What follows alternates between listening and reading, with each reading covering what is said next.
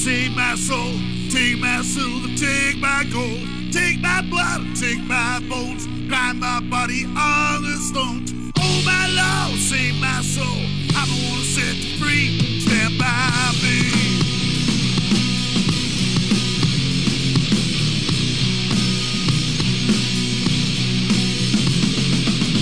Take a bit, take the lash, what you want, turn to ash. Scratch the dirt and search your vice. Man and children sacrifice.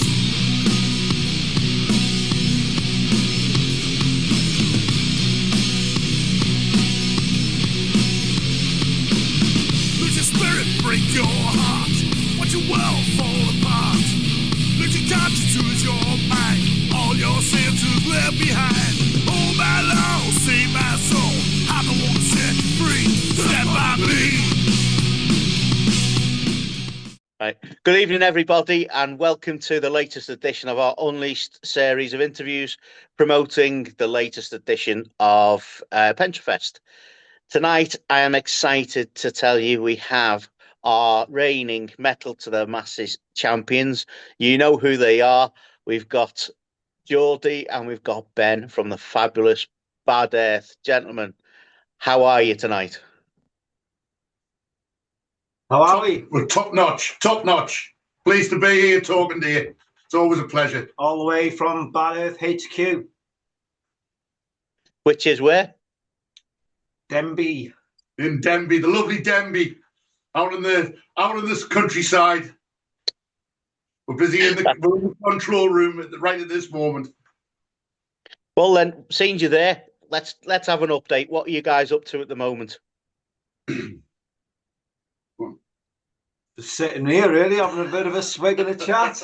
No, so cheers. Cheers. As people might have seen, we've taken a little bit of time out from hammering social media, gigging and stuff like that. It's not because we've taken time out from the band.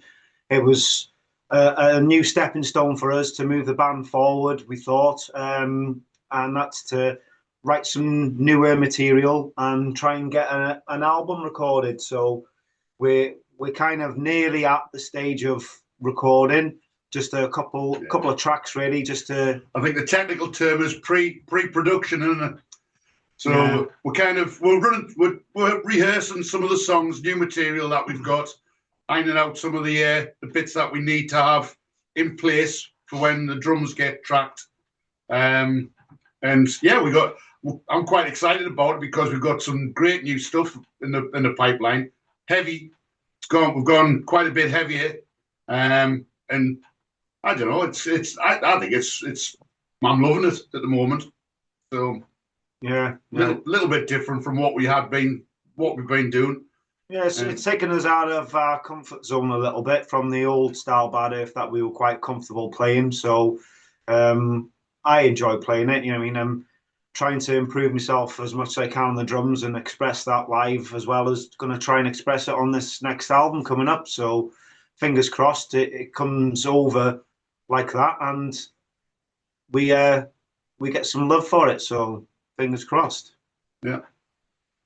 Really looking forward to everybody. In fact, we might debut it and play the album at the Metal of the Masters final. So something to look forward to, eh? That'll be an exclusive for us there, then, wouldn't it? Hey, unleashed exclusive. So it's gonna be a full album this time, is it, gents? Yeah, full album. 10 tracks at the moment. We've kind of got. If we can squeeze in another one before then it might see 11. But at the moment, it's 10 tracks. So the intention is to go onto vinyl as well. We want to have at least one vinyl LP under our belts. You know what I mean? Out of all of this, we want to be able to say, there it is. It's before they dig that 6 foot hole. Yeah. Before I exit the band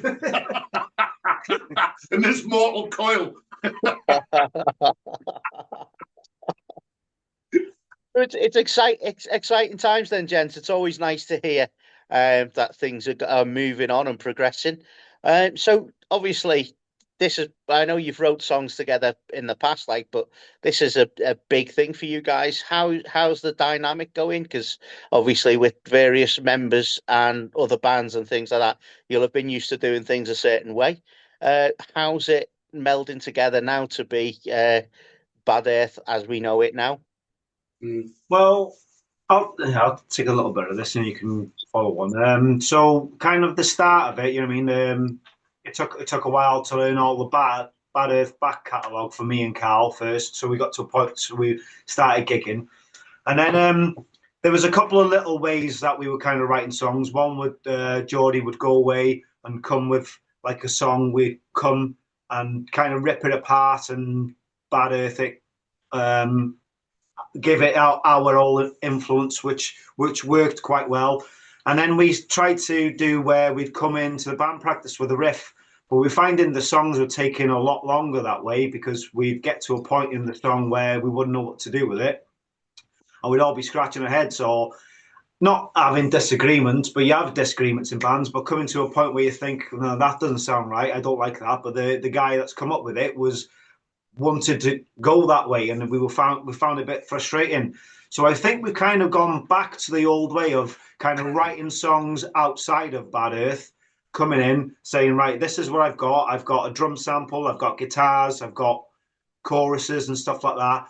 What do you think? We go away, listen, come here, and then that's when you kind of dissect the song or add bits to it. And I feel it kind of works for us now. I think we found a bit of a formula. So yeah, I mean, just to add to that, I mean, the old, when they first joined, I mean, it's old hat talking about them when they first joined because they've been in the band just about as long as any other person except for myself. You know what I mean? We've gone past that point now. They're the longest serving members.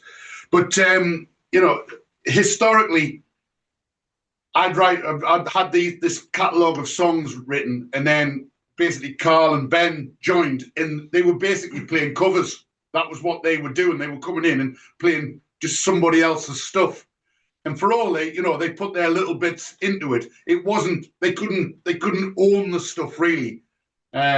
So we decided to take a different approach, or at least I decided to take a different approach and not particularly write full songs anymore, just to come with a concept, an idea, a riff, bit of a recording. You know, I mean, they are demos, but nothing's cast in stone. It'll be a case of like sort of bring it to the lads, and then we'll have a bit of a go through of it, throw what we don't like out of it, and then add something else to it. But I think the biggest thing that we're focusing on doing now and making a real conscious effort is three vocal lines. We're trying to get. Excuse me. Did you just trump there? Did you? I'd like to claim I did, but it's the leather seats.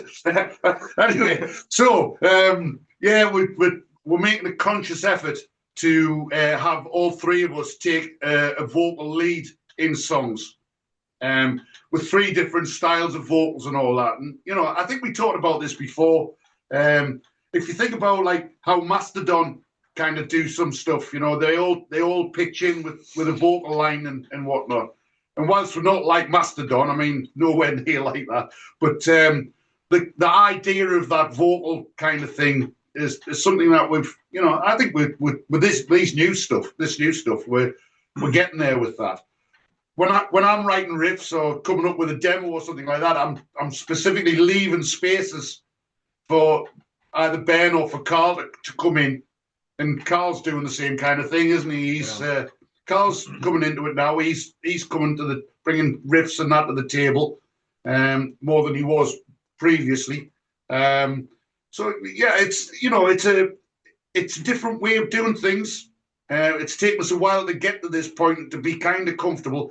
It is awkward because do you know what? You write a riff and all that kind of stuff, and when you write it, you think it's the best thing you think it's the best thing ever, and then when somebody says, oh, I don't like that, well, it's a bit like you're kicking the nuts. It's like sort of, well, what do you mean you don't like it? What's not? How come you don't like that? But you have to throw that away. You've got to put that behind you and just say, well, okay, then, fair enough. We'll change that and put something else in or whatever. funny thing is, a couple of months down the line, you come back to that riff and you think, and it fits into something else, and it works perfectly fine. So it's one of them. We've got a catalogue of riffs that we work on now, don't we? Yeah. I suppose that's probably a good thing as well. Listening to the way you're talking there, is that although you're obviously finally settled with a lineup, that you've got some longevity with this lineup, but you're still continuing to evolve.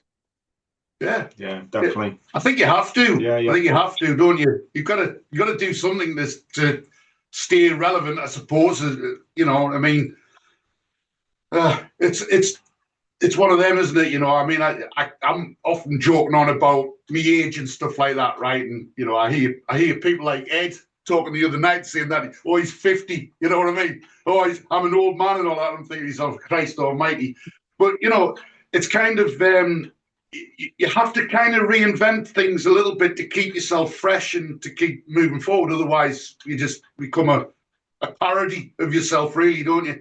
And just to add to that as well, so when we joined Bad Earth, they were labelled of like sludge, stoner, rock sort of thing, and they were always put on metal festivals or metal gigs, death metal and this, that, and the other. You know what I mean? And even though, like Geordie's mentioned this before, if you go to an all-day festival when it's all black metal bands and then Bad Earth come on, it's that little sweetener in between going, oh, I tell you what, this is not that bad. This breaks it up. But because that's mainly our sort of audience now, our I'm going to say fan base and all that we are a metal band. So we are kind of writing songs to fit into all these gigs that we do play, because we never seem to play the mellower gigs. I don't think since I've been in the band, we've never had a gig where we thought, oh, this is a mellow gig. Well, I'd like to think that, because we've always had this stigma kind of attached to us. Oh, we don't know what you are. We don't know what genre you are. You're not quite metal, or you're not quite rock, or what are you, sort of thing. Sorry, we can't put you on. There's no gigs for you because we don't know who to put you on with. Which I've always thought that's a bit of a cop out, like. But I think the direction that we're going in now kind of it fits us in a lot more with for example, like the Pentrefest kind of environment, I think with the greatest respect and all that, if you take a band like Cry for Mercy, I mean, they're fantastic. I love them. They're brilliant, but they're a classic rock blues band in the essence of it. So it's always difficult, although they're doing really, really well because they found their path. They seem to be moving in a direction that really, really suits them now. And the gigs that they're getting are fantastic. But sort of bringing them on, it must be difficult for them to go and play over Manchester or something like that, one of their old days or something like that. They're quality musicians, but kind of they probably don't get put on because they're not in the right vibe of that all day metal kind of thing. But as Ben's just said, you need sweetness throughout the day, don't you? You've got to have variety. You can't listen to metalcore all day, can you? Well, maybe some people can, but it becomes all a bit too much, doesn't it? It's sensory kind of overload. You need something else. You've got to have contrast in music. You need a bit of power metal or whatever it is. You need a bit of rockcore or a bit of punk or something like that. That even if it's just so you can go for a piss, you know what I mean?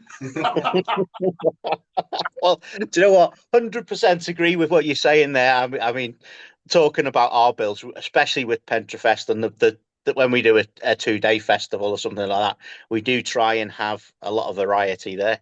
So that brings us nicely on to Pentrefest, doesn't it? Because everyone's talking about the metal for the masses, because quite rightly, you've put in the hard yards and you won it, and you showed every ounce of experience to win that you've got, and class. But people forget that the prize for winning that is not just going to Bloodstock; it's a slot at Pentrefest as well, which it means you're playing again. So, and we're obviously over the moon to have you. So, you know, this is where you do get to fit in on a varied bill. How do you think that goes down for you guys? Well, I'll start off. You know, I've heard loads of bands who've gone on to play like sort of the New Blood stage or even Sophie stage. It's always an anticlimax because you think it's going to be the stepping stone onto the you know, you think you're going to be busy as hell on bigger stages, and every festival is going to want you because you played on that big stage or whatever. We stopped ourselves from from thinking like that. We knew that we were going to after Bloodstock. We knew we were taking time out. We designed it that way, you know, because we knew we had to get new material out. So, like, sort of bringing it back to the point, you know, there's not a lot of gigs that come out of it, and it's not like it's the same for other bands. You know, nothing really came of it, but I mean, we've got our local scene, which we will always support. You know what I mean? I can't emphasize that enough. You know, it's you know, I was going back a few years. I was probably a little bit disillusioned with the whole thing, but you know, when you turn around and you have a bit of a talk to yourself and you mature a little bit and you think that it's not all about you and all that, and sometimes you have to give something to get something back and all that. I think we've done that. So, you know, Pentrefest is a big thing in our diary every year. If we're not playing, we'll attend, and you know I like to attend because I've got more parking space. Yeah, it's Pentrefest and all of these different things that you put on, whether it be down at Pentre McLean's or at or the XS in Wrexham.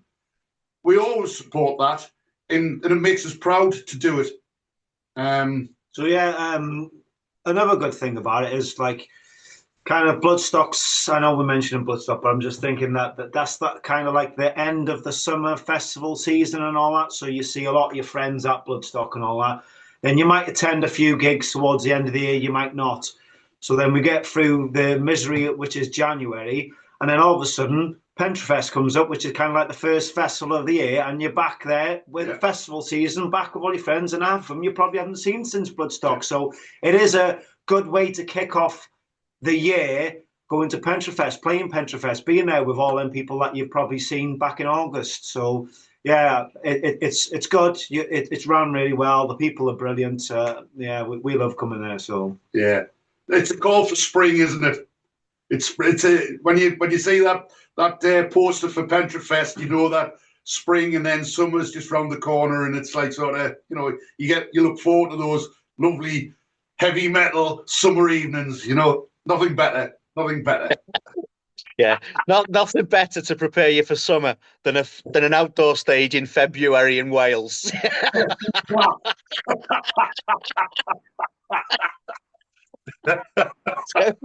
So guys, obviously, I mean, we're over the moon to have you back again. You know, we especially to introduce you guys as the champions, because that's one of them things. So I want to just talk a little bit about that, because I'm not just talking about our area, but in a lot of areas, there will be a lot of bands that have gone through the Metal to the Massive process and not had success, or, you know, failed at the final hurdle and things like that. And they get disillusioned with it and stuff like that. And one of the things, you know, that you guys always did was you always came back, and even the years when you couldn't do it, you'd always come and like headline a slot or something like that, and you always turned up for it. So you've always been massive supporters of it. For bands that have been there, have been through it a little bit, and obviously Ben, you got experience with two bands. Just what advice have you got for these bands that might be getting a little bit disillusioned with it, or thinking, you know, maybe this is not for us and things like that? the advice I'd probably give is obviously be professional about it, yeah. And the main thing is take the advice that the Bloodstock judges or whatever judges that are there that give to you, because at the end of the day, they live and breathe it. They work their day in, day out. The amount of bands that they see if they think you are not ready for that stage, you are not ready for that stage. It's nothing personal. You know what I mean? And for 6 odd years, Bad Earth was not ready for that stage. So every year that we, you know what I mean? I think it was 4 or 5 years on the bounce, we got to the final or something like that. You know what I mean? Although we were all gutted, it still made us come back stronger. And that's what I give credit to us for, is determination and coming back stronger the year after. I mean, I'm not saying our Metal to the Masses final ran so smoothly, but what it did do is show how professional we were in the situation that we were dealt with on that day. I know quite a few people weren't happy with the decision because of the issues that we had, but ironing out them issues, we still carried on, kept our heads, where a lot of bands probably would have buckled under that pressure, because there is a lot of pressure being in a Metal to the Masses final, especially when you've got Bloodstock judges watching you and watching every move that you do. So I kind of give credit to ourselves in that sort of moments where, you know what I mean, we could have buckled, we could have gone, we've messed this up now, sod it, let's not bother. But no. What are you going to do? Lie down and die or something like that? You've got to get back on your feet, and you've got to get up and prove next year that they're wrong. You know what I mean? Come back stronger. Tenacity is the name of the game. You know, how many times you get told that there's no way, that you can't play at a gig, you can't play at a festival or something like that. You get turned down, but you got to keep on trying. What else are you going to do? Just disappear into the ether, sort of thing, because somebody said you're not ready. Well, take the advice, isn't it? Listen to what's being said, and then come back next year stronger. It's a shame it took us 6 times. Yeah. I would rather go to somewhere like that and have judges tell me I didn't win because this isn't this, rather than send 100 emails to various different festivals and not hear off any of them back. Because, you know what I mean, you send your EPK, you send your music, your videos, they probably listen, some they probably don't, but you will never get any criticism or any feedback back as to why you're not playing that festival. Whereas Bloodstock, you will get told, you need to improve on this next year, you know what I mean? And the best thing I can say is be professional about it. Regardless of the outcome, show professionalism, take it on the chin, congratulate the band, which is what we've done every single year. And that's shown. You know what I mean? We've had some nice comments of the years that we haven't won, or the way we conducted ourselves after the results. That's the thing. That's an important thing for anybody who's competing, you know, this year. Yeah. It's not just what you do on the stage that matters. It's what you do off the stage and how you conduct yourself during the whole of the competition. You know, the participation, the getting involved, maybe going along to watch the other heats and all of that kind of stuff, and just be a part of it. And like, sort of, you know, the people are watching you all the time. How you actually go about doing things, you know, how you are before you get on that stage, how you are when you come off the stage, and everything. And you know, I mean, I'm not saying we're like sort of whiter than snow on that, like, but you know, it's we do try it. We, you know, you've got to show certain maturity, and not just in Metal of the Masses, any battle of the bands. If you're prepared to take part in it, you must be prepared that you might lose as well. That's just a part of life, isn't it? That's a part of being in the competition. You know, you bring your A game, but somebody else might come along and just do something else that kind of picture at that post. Hey, that's the way it is, isn't it? And another thing as well, just to give some bands some advice, especially if there's any new bands that are trying to compete this year, Metal to Masses, be considerate to your fellow bandmates in other bands as well, because at the end of the day, you're putting change over to 15 minutes, and that's not because you're cramming as many bands on, that's preparing them for Bloodstock, because when you're at Bloodstock, you have got 15 minutes to put your stuff on stage, set up, play half an hour and go off. There's no time to come off and talk to your friends and high-five everyone and all that. As soon as you finish, you need to get that stuff off so the next band goes on, because you're cutting into their time changing over, which could cut into their performance. So it's all about etiquette and sound checks and sound checks and stuff like that. Sound check, you know, you get 15 minutes to sound check. at Metal of the Masses in the heats, it's around about 15 minutes, isn't it? Yeah, You've got to get on and you've got to show that you can get on the stage, get your shit sorted out, do your thing, and then get off in that very tight window. So yeah, there's no faffing around, no fine tuning and all that kind of stuff, which we've experienced. We've seen that happen in some of the heats that we've been in. You know, a band you turn up for a sound check at the beginning of the thing, and there's one band takes up like sort of an hour just trying to get them, and I don't know, samples or something like that set up or whatever. You know, that's been looked at. I mean, you know this, like, because you know you're behind the scenes. You know, all of these things have been observed, and you've been measured on that. So the advice is get your shit together, get on the stage, do it, know what you're doing, and then realize that it isn't going to be 100%. Nothing's ever 100% perfect. And even if it is, it's sound check. When you get on the stage, there might be something goes wrong, as we know that only too well. You know what I mean? How many times has something gone wrong with my gear or somebody else's gear that I'm using? You know, and it's like sort of, well, what are you going to do? You've got to be prepared for that kind of thing and deal with it.